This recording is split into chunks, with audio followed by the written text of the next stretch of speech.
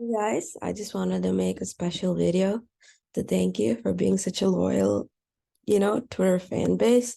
So why I wanted to make this video is I'm starting to notice that most people kind of have the same chart, right? And it's not really me trying to go against the trend or whatever. I just wanted to do a brief video on sector analysis to kind of show you my findings and why, I'm starting to kind of believe the other chart may, be more relevant than this one. So on the weekend, we've discussed two charts, right?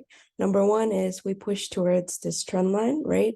We know that SPX does have a gap to fill, right? The gap fills at around 4092, 4100, kind of where the trend line is at.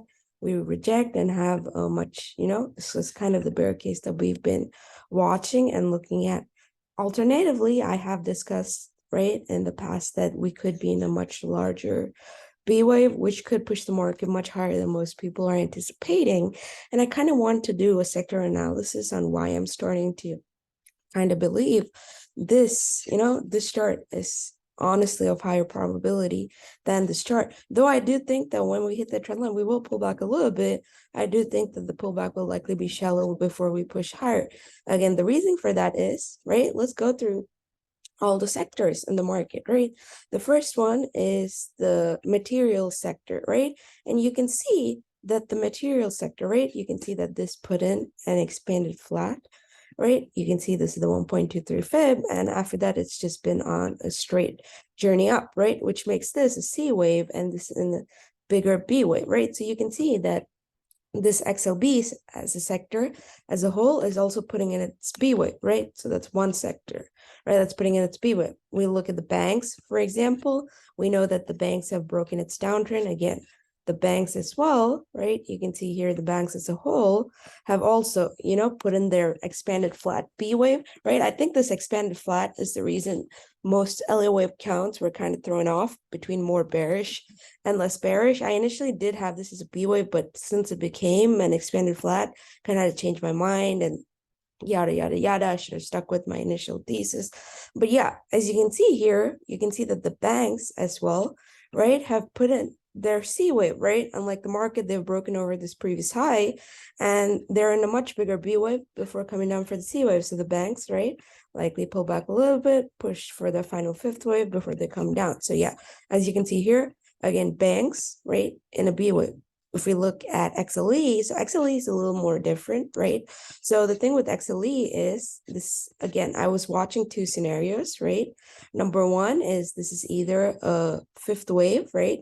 In which case, as long as it stays over 87, probably goes up to 102 before it sells off. Or alternatively, what I was also watching is this is your B wave, right? And if XLE can break below 87 and honestly 83, and then I think XLE could be headed for a much larger, B wave to the downside. So again, I am watching oil for weakness, right?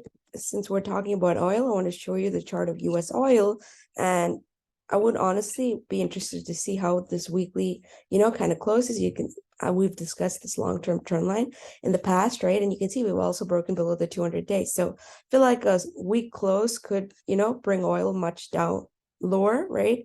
Down to this 200-day at 65. And again, we know bigger picture, this is pretty much where it broke out of, right? So let's see if it probably comes down to 68 to retest it. And that would kind of, again, would be interesting to see if XLE, right? Again, XLE could have a much larger pullback, right? To 83 before it still, pops higher. So yeah, I would be interested, kind of watching oil on the back burner to see if, again, this is the trend channel that I am interested in watching to see, right? On the daily, sorry, my log, right? On the daily, this is the log chart, right? I would need it to break below 80, right? Break this channel to become bearish. But yeah, as I told you, there is a C wave that could potentially be more bearish, right? For oil, or it could just have a wave 4 kind of pullback before a wave 5 higher. So oil, again, kind of a back burner short we'll kind of be watching, right?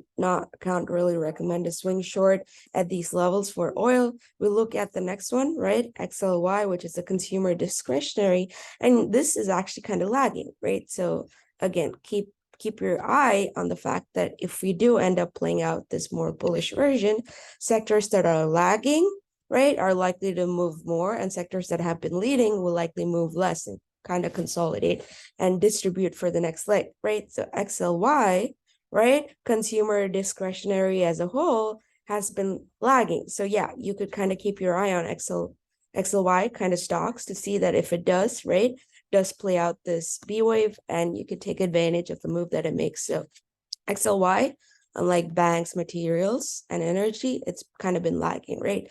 Let's look at XLP, which is consumer staples, and unlike XLY, XLP has actually, again, you can see very firmly putting in the C wave, right, for this B wave. So again, another kind of reasoning as to why, the market as a whole will likely be in a bigger B wave is consumer staples have been strong and have been moving higher, right? Let's look at the next sector, XLI industrial, and you'll kind of see the same thing, right?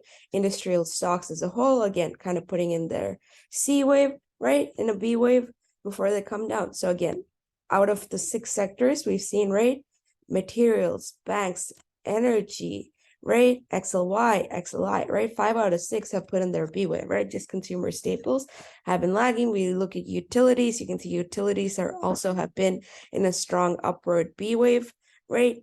So again, utilities also can be considered to be putting in a B wave with the C wave to come down. Let's look at XLY, right, healthcare.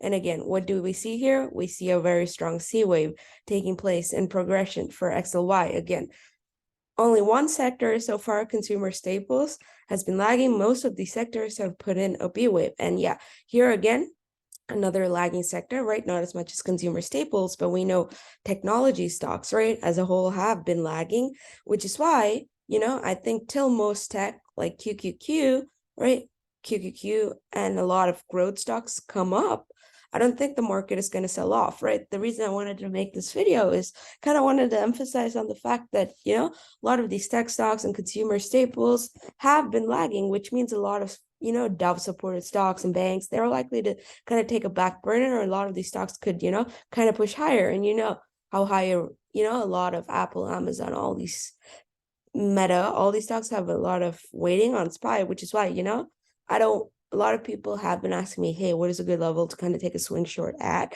I think there will be multiple chances to short, but it won't be a large short, right? Be a very small pullback that gets bought and goes higher.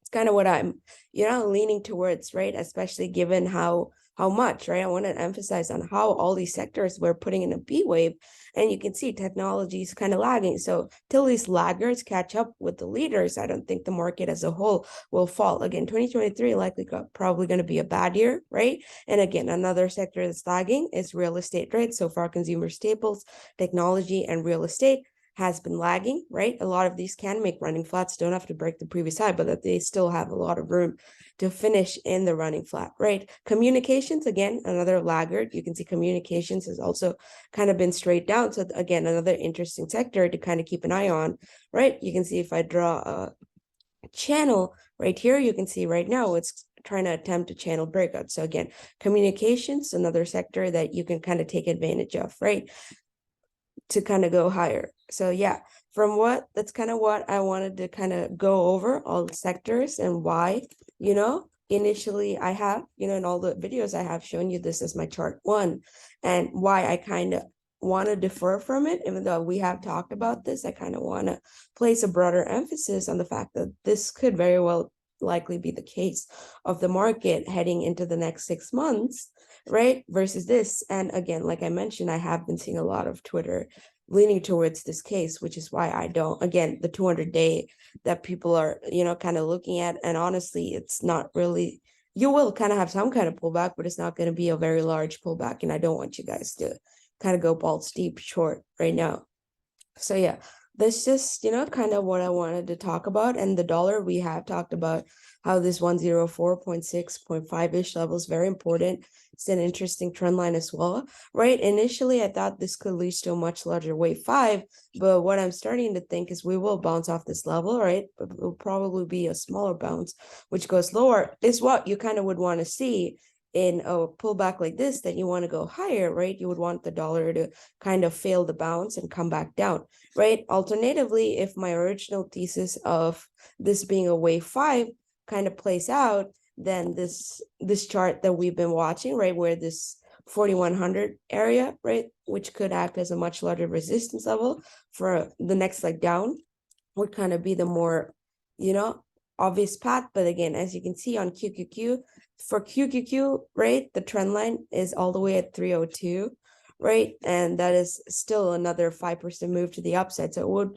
kind of, not be a defining factor, right? Which is why I'm still leaning towards the fact that it probably breaks, goes to fill this 320, 330 gap, right? Put in a kind of like what do I phrase this as? A running flat, right? Where it probably just goes to the 618 or 786, right?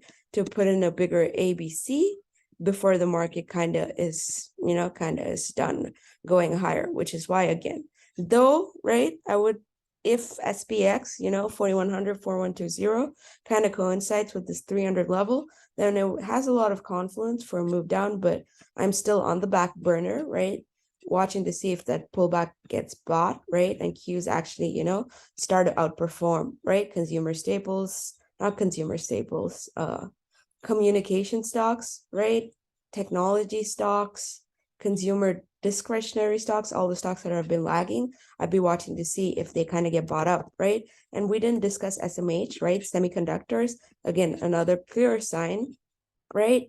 Is you can see how strong semis have been, right? So I think a lot of semis, right? Like LRCX, AVG, all those stocks have gone up, but AMD, NVIDIA, they still, they're kind of lagging. So again, semis could, again, push the market higher. So yeah, basically the reasoning for this is if you're shorting pullbacks, right, just take quick profits, right, till you have confirmation of a break, right? A break below 3,900, 3,850, right, would kind of give you a much larger confirmation that, the market is likely headed down. Another alternate that I kind of want to point out is that we could have something where, we do come down to fill this gap, hold 3,700 before you kind of have that C wave, right? That is also something that is very, very possible. I do want to mention that. I don't want to just kind of be like a small pullback. But yeah, I, again, need a lot more confirmation, right? You can just play it swing to swing at these levels. I'm just saying a huge short swing is not in the books at the moment. But yeah, this could be a good 300, 400 point short, right? But yeah, would need a lot more confirmation to see if this type of action actually plays out as well, as opposed to this. I'd say instead of this, right, I'd say this is more highly likely to be off of probability. I'm starting to think this B wave is very, very highly probable, except the pullback, right? The length of the pullback is to be determined. So again, happy Thanksgiving. I just wanted to make a small video to say thank you.